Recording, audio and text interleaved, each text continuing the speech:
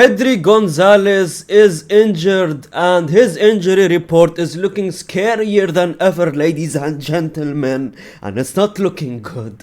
And we are going to go detail to detail on his injury and the games he will be missing. Ladies and gentlemen, we'll also talk about Barcelona player going to be leaving the club this transfer window. Ladies and gentlemen, and more on Real Madrid news as well. Welcome to the Barcelona and Real Madrid news show, or I like to call it the El Clasico weekly news show.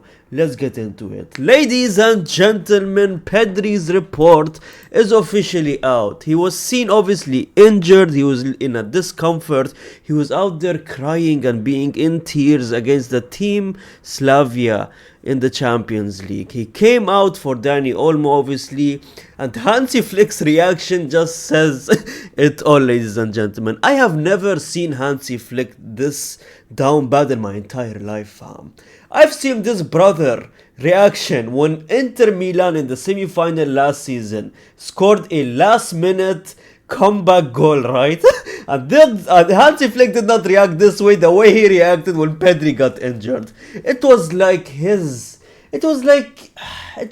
entire empire just fell down, fam. It's like his ex, it's like he saw his girl cheating on someone, fam. It's like he entered a room and he saw his girl cheating on someone. He was out there crying.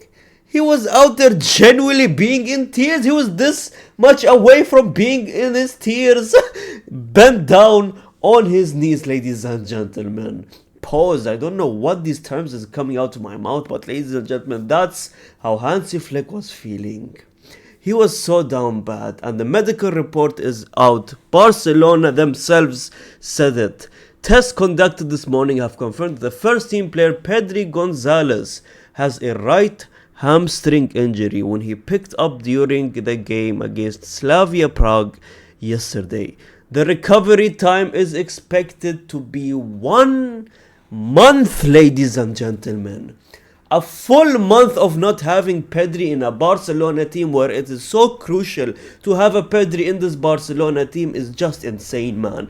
We're looking at 4 to 5 weeks of no Pedri in the midfield for Barcelona. Do you know how many games he will be missing in this time period, ladies and gentlemen? These are the games that Pedri is going to be missing. He will miss Real Oviedo. Now, not the toughest game, but someone like especially at home, but Real Oviedo will probably play a very defensive, low block type of game, and it will be very hard to break them down, and Pedri with his passes and beautiful creativity is needed in these type of games. Copenhagen, I believe the second one is in the Champions League, right? That's next Wednesday. Again, same scenario. Copenhagen is actually a good team. They beat Manchester United. I know that. 2 years ago, I watched that myself as a United fan. Elche, which is away, very hard game again. Alabicete,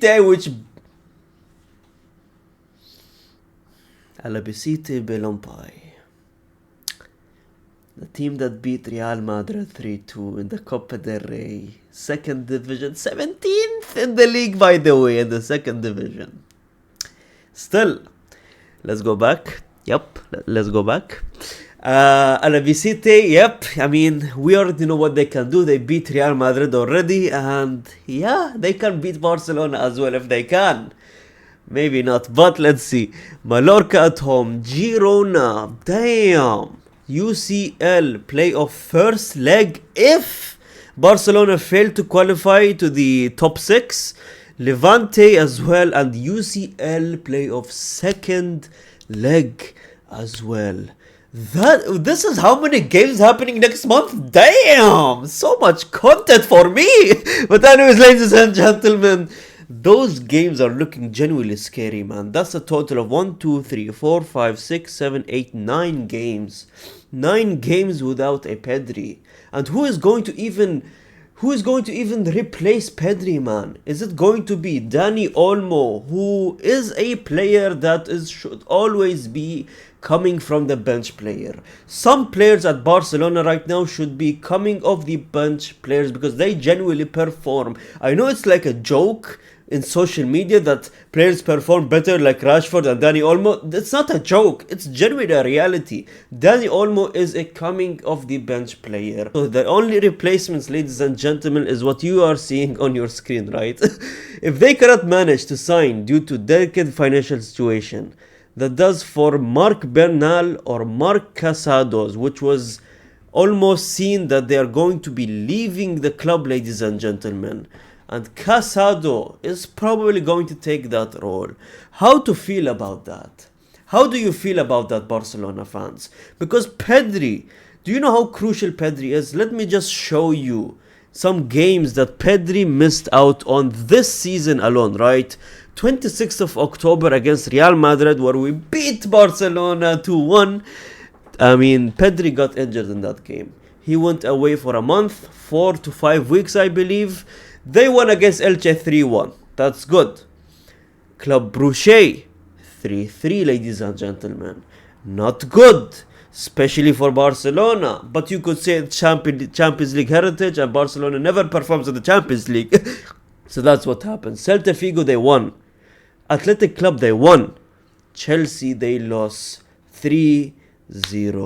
So I would say they won kind of most of the games, but like 40% of their games they have lost, and especially that 3-0 game against Chelsea as well, man. And ladies and gentlemen, just taking a look at the injury record for Pedri just genuinely makes me sad to my core, man.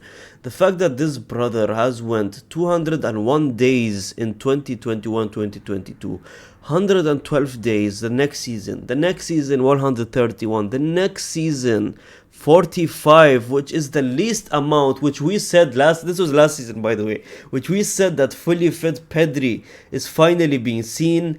Me seeing fully fit Pedri and what he is capable of, and damn, he shut me up, man. He is so good. He genuinely made me believe that he is the best midfielder in the world, man.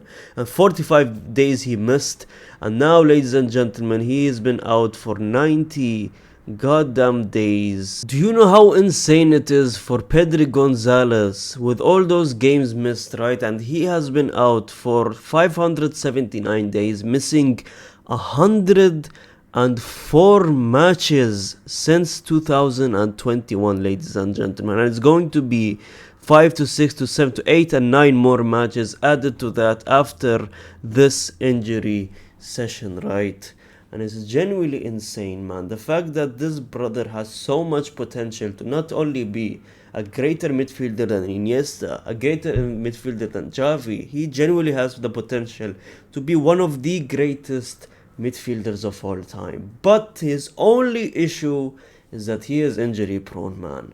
I genuinely hate this type of players because you just fall in love with how they move on the pitch, what they do on the pitch, what they provide on the pitch, how good they are on the pitch. Something like a Neymar Jr. And they're always goddamn injured, and it's just so, it's like that one photo of Neymar trying to touch the World Cup and looking at the World Cup like what could have been. What could have been. The beautiful football that Pedri brings, man. He will genuinely be missed, man. He is genuinely going to be missed. And Pedri, I don't know who is going to replace him. I don't know how Hansi Flick is going about the next 9 games without him, but it's going to be interesting to see a different type of Barcelona, a more Barcelona that's going to have more players being involved, more rotations, and let's see what happens. I mean, these are sick individuals. Never count these brothers out. But ladies and gentlemen, moving on to the next topic, you have Ter Stegen finally leaving Barcelona, agreeing on a loan deal, and he is going to Girona until the end of the season, ladies and gentlemen. And I believe this is the best news Barcelona fans could ever hear about, man. He is already in the training ground. He is gone. The brother is gone. You guys can celebrate. You guys can be relieved. Ter Stegen is no more. Again, I repeat this, a Real Madrid legend is finally out, and we will miss him. We will miss him, ladies and gentlemen, after 12 years of being in the club, being the captain of the club. I mean, he deserves his flowers, obviously, but he had to go. I think Barcelona fans will agree with me on that. Ladies and gentlemen, to end it, Real Madrid apparently have been progressing the renewal of a contract for Vinicius Jr. I mean, well deserved. It's Vinicius Jr. He's not going anywhere. He's going to end his career in Real Madrid, hopefully, man. Is he not good enough right now? Yes, he's not good enough, but it is what it is. He had a good game. It is what it is. And ladies and gentlemen, to end it, Real Madrid have recorded the highest revenue in football for third consecutive year. Amazing, highest revenue, and yet you cannot even buy a goddamn defender. Thank you so much for watching this news show, ladies and gentlemen. Subscribe to the channel, like the video, comment down. I see every single comment. If you like the series, I will keep continuing it, obviously. And gracias.